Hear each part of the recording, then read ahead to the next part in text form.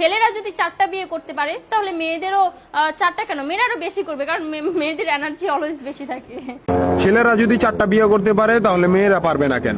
অবশ্যই পারবে, কারণ নারী পুরুষ সমান অধিকার। আর যদি একটা কথাই চিন্তা করি তাহলে মেয়েদের চেন কোনো কাজে লাগে না, চেন খুলে মুতার অধিকার তো তাদেরও আছে।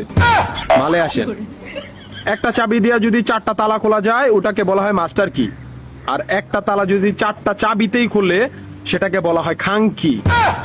ধরেন আপনি 4টা ইঁদুর পালেন, আপনার কাছে গর্ত আছে একটা, বাহিরে অনেক বৃষ্টি, বুঝেনি তো ওয়েদার ডিমান্ড, এখন 4টা ইঁদুরের একসাথে গর্তে ঢুকতে হবে, তখন আপনি কি করবেন? ধরলাম উপরে নিচে মিলাই আরো 2টা আছে, হ্যাঁ, তাহলে 4 নাম্বার ইঁদুরটা কই যাবো? কানের ফুটা দা না নাকের ফুটা দিয়া? হ্যাঁ, তার মধ্যে মাসের মধ্যে 7 দিন থাকে লকডাউন।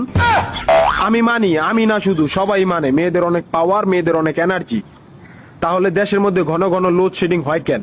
আমার মাথায় কোনোভাবেই ঢোকে না। একটা ছেলে যদি 4টা বিয়ে করে, 4টা ঘরে যদি 10টা সন্তান থাকে, তারপরও বাপের নামে একটাই থাকবো। এখন আপনি যদি 4টা বিয়ে করেন, একটা সন্তান হয়, তাহলে বাপের নাম কি দিবেন? সলিমুদ্দিন, কলিমুদ্দিন, আনোয়ার, মনোয়ার, নাকি গড়ে মিলাইয়া জানোয়ার? আপনি কি নারী না ঢাকা শহরের লোকাল গাড়ি? 30টা সিট ফুল, 20 জন দাঁড়ানো, তারপরও বলে পিছনে সিট খালি, ওঠেন তাড়াতাড়ি, পিছনে সিট খালি, ওঠেন তাড়াতাড়ি।